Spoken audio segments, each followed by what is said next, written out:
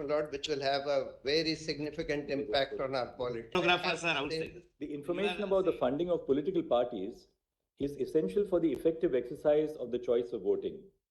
One of the factors which contributes to political inequality is the difference in the ability of persons to influence political decisions because of economic inequality. There is also a legitimate possibility that financial contribution to a political party would lead to quid pro quo arrangements because of the close nexus between money and politics. However, contributions made by companies are purely business transactions, made with the intent of securing benefits in return. We have arrived at a unanimous verdict in the challenge to the electoral bond scheme and the amendments introduced to the provision of the income tax, the Representation of the People's Act, and the Companies Act, and the RBI. There are two opinions of this court, one authored by myself for Honorable Justice Gawai, Justice Pardiwala, and Justice Manoj Mishra, another authored by Honorable Justice Sanjeev Khanna. Both opinions of this court arrive at the same conclusion, though there is a slight variance in the reasoning which has been adopted. The present batch of petitions raises the following issues. A, whether the non-disclosure of information on voluntary contributions to political parties according to the Electoral Bond Scheme and the amendments to Section 29C of the Representation of People's Act, Section 182(3) of the Companies Act, Section 13 (A) of the Income Tax Act are violative of the right to information of citizens guaranteed in Article 19(1)(a) of the Constitution, and B, whether unlimited corporate funding to political parties as envisaged by the amendment to Section 182(1) of the Companies Act violates the principle of free and fair elections in Article 14 of the Constitution. I will now proceed to read out the reasoning and the conclusions. Issue 1. Whether the right to information guaranteed by Article 19(1)(a) includes the information of financial contributions made to political parties. The jurisprudence on the right to information, which has emanated from this court, can be classified into two phases. In the first phase, the focus of this court was on the close relationship between open governance and information. The judgments in this phase were premised on the principle that the citizens have a duty to hold the government of the day accountable for their actions and inactions, and they can effectively fulfill this duty only if the government is open and not clothed in secrecy. In the second phase, this court recognized the importance of information to form views on social, cultural, and political issues and participate in and contribute to discussions in the polity. A crucial aspect of the expansion of the right to information in the second phase is that the right to information is not restricted to information about state affairs, that is public information. It includes information which would be necessary to further participatory democracy in other forms. The ratio of the judgments of this court in Association of Democratic Reforms and People's Union for Civil Liberties is that the voters have a right to information which is essential for them to cast their votes. The ratio of the judgments is not restricted to information about candidates. Political parties are a relevant political unit in the electoral process. This is evident from the provisions of the 10th schedule of the Constitution, the Election Symbols Reservation and Allotment Order 1986, the Westminster form of government, which confers importance to political parties, and the electoral culture in India, such as the publication of electoral manifestos by political parties. The information about the funding of political parties is essential for the effective exercise of the choice of voting. One of the factors which contributes to political inequality is the difference in the ability of persons to influence political decisions because of economic inequality. Economic inequality leads to differing levels of political engagement because of the deep association between money and politics. At a primary level, political contributions give a seat at the table to the contributor. That is, it enhances access to legislators. This access also translates into influence over policy making. There is also a legitimate possibility that financial contribution to a political party would lead to quid pro quo arrangements because of the close nexus between money and politics. Quid pro quo arrangements could be in the form of introducing a policy change or granting a license to the person making financial contribution to the political party in power. The electoral bond scheme and the impugned provisions, to the extent that they infringe upon the right to information of the voter by anonymizing contributions through electoral bonds, are violative of Article 19(1)(a), we have applied the proportionality standard to determine if the infringement of the right to information is justified. Issue 2. Whether the infringement of the right to information under Article 19(1)(a) can only be restricted based on the grounds stipulated in Article 19(2). The purpose of curbing black money is not traceable to any of the grounds in Article 19(2). We have applied the subsequent prongs of the proportionality standard, even assuming that curbing black money is a legitimate purpose for restricting the right to information of voters. Immediately preceding the financial year 2016-17, in which the electoral bond scheme was introduced, 81% of the contributions, rupees 580.52 crores, were received by political parties through voluntary contributions. Since the amount of voluntary contributions is not regulated, it allowed the circulation of black money. However, after the introduction of the electoral bond scheme, 47% of the contributions were received through electoral bonds, which is regulated money. The Union of India submitted that providing anonymity to the contributors incentivizes them to contribute through the banking channels. Assuming for the purpose of hypothesis that the Union of India is right on this prong, what it urges is that non-disclosure of information about political expenditure has a rational nexus with the goal, that is curbing black money or unregulated money. However, we are of the opinion that the third prong of the proportionality standard, that is the least restrictive means test, is not satisfied. The electoral bond scheme is not the only means for curbing black money in electoral financing. There are other alternatives which substantially fulfill the purpose and impact the right to information minimally when compared to the impact of electoral bonds on the right to information. On an overall balance of the impact of the alternative means on the right to information and its ability to fulfill the purpose, for contributions below 20,000 rupees, contributions through other means of electronic transfer is the least restrictive means. For contributions above 20,000 rupees, contributions through electoral trust is the least restrictive means. Thus, the infringement of the right to information is not proportionately justified for the purpose of curbing black money and electoral financing. Issue 3. Whether the infringement of the right to information of the voter is justified for the purpose of protecting donor privacies. Two issues arise for our consideration. A, whether the fundamental right to informational privacy recognized by this court in Justice K.S. Puttaswamy, 9 judges, includes information about a citizen's political affiliation.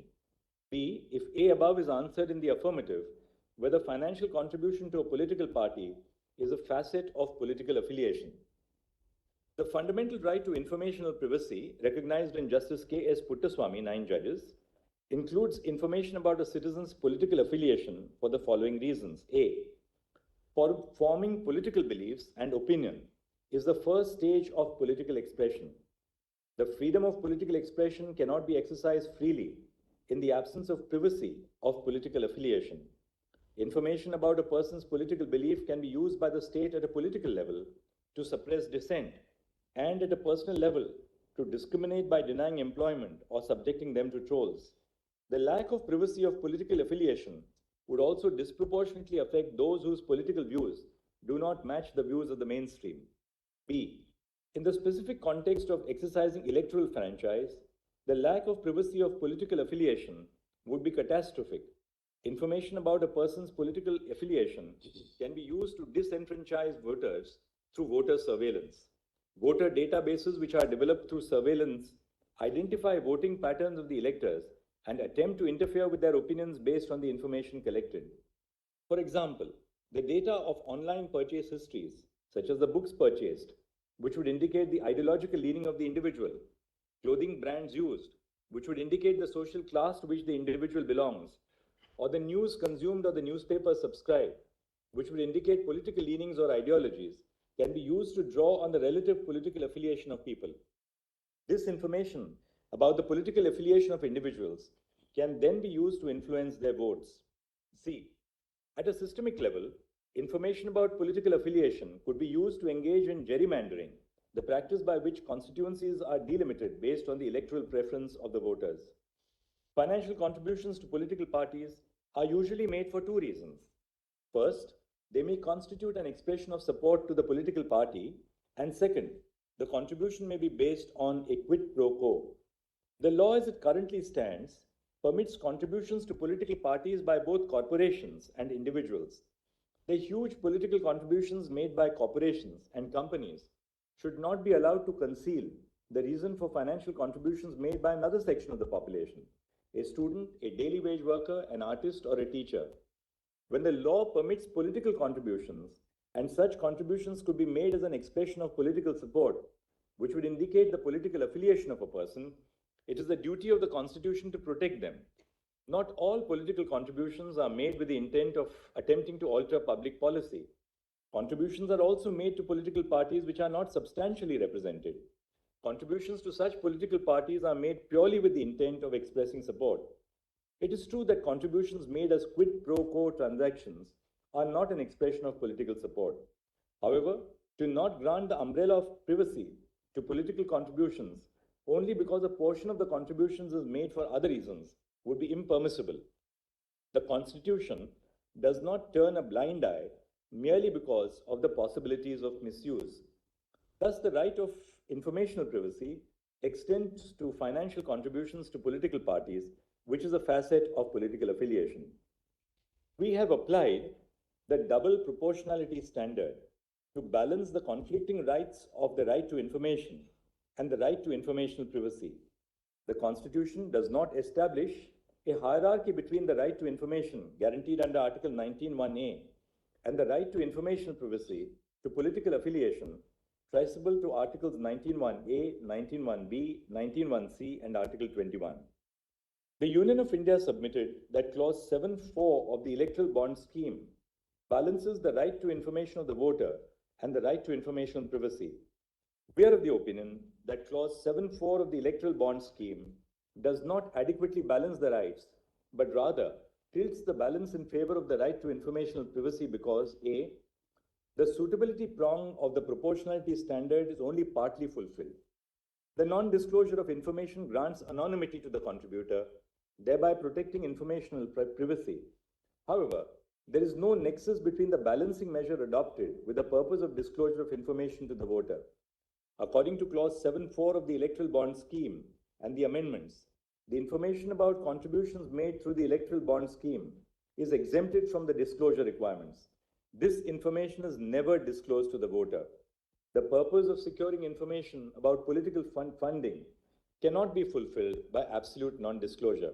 B, we have proceeded to apply the subsequent prongs of the double proportionality standard, assuming that the suitability prong is satisfied. Section 29(c) of the Representation of People Act, which states that information of contributions made below rupees 20,000 in a financial year need not be disclosed, is a lesser restrictive means to achieve both the right to information and the right to informational privacy. The underlying rationale of Section 29(c)(1) is that contributions below the threshold do not have the ability to influence decisions, and the right to information of financial contributions does not extend to contributions which do not have the ability to influence decisions. Similarly, the right to privacy of political affiliation does not extend to contributions which may be made to influence policies. It only extends to contributions made as a genuine form of political support. It is quite possible that contributions beyond the threshold of rupees 20,000 could also be a form of political support and not necessarily a quid pro quo arrangement, and contributions below the threshold could influence electoral outcomes. However, the restriction on the right to information and informational privacy of such contributions is minimal when compared to the provision of blanket non-disclosure.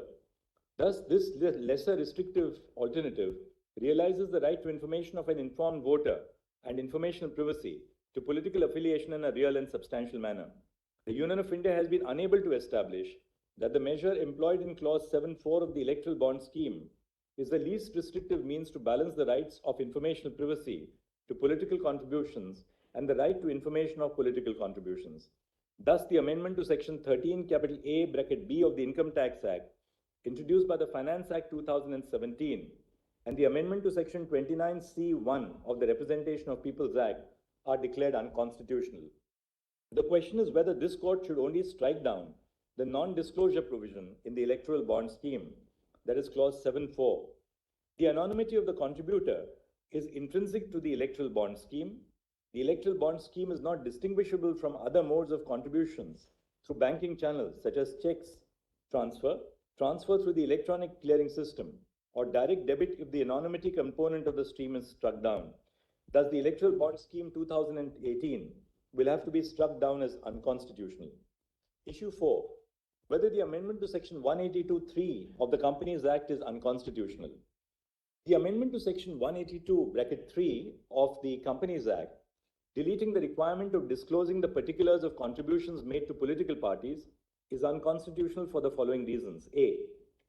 Section 182(3), as amended by the Finance Act 2017, mandates the disclosure of total contributions made by political parties. This requirement would ensure that the money which is contributed to political parties is accounted for. However, the deletion of the mandate of disclosing the particulars of contributions violates the right to information of the voter, since they would not possess information about the political party to which the contribution was made, which, as we have held above, is necessary to identify corruption and quid pro quo transactions in governance, information which is necessary for exercising an informed vote. B.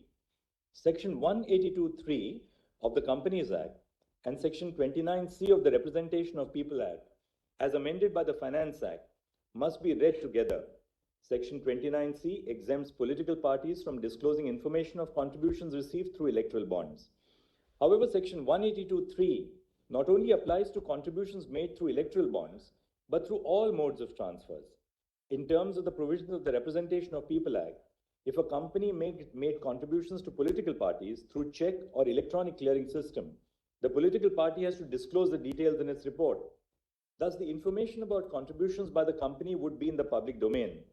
The only purpose of amending Section 182(3) was to bring the provision in tune with the amendment under the Representation of the People's Act, exempting the contributions through electoral bonds from disclosure requirements.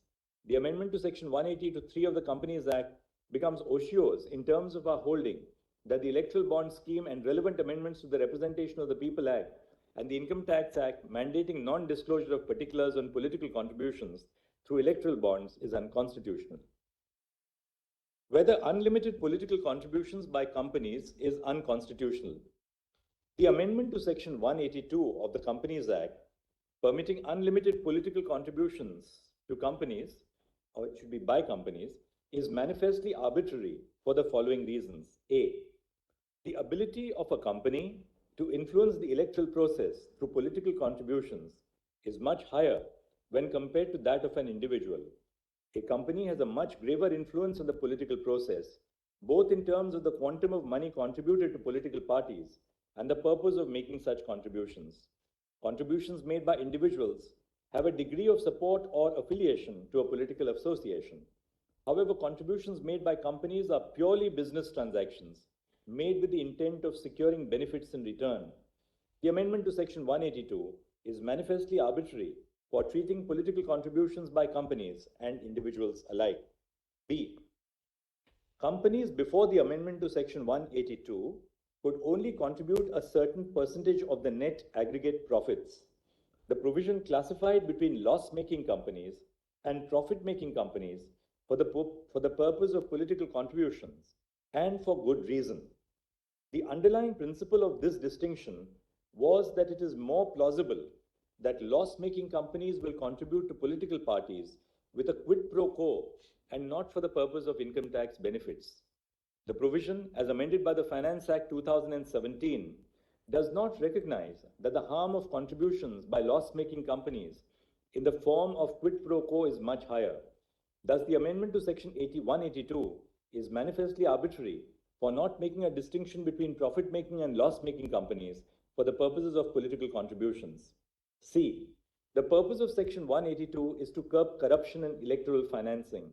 For instance, the purpose of banning a government company from contributing is to prevent such companies from entering the political fray by making contributions to political parties.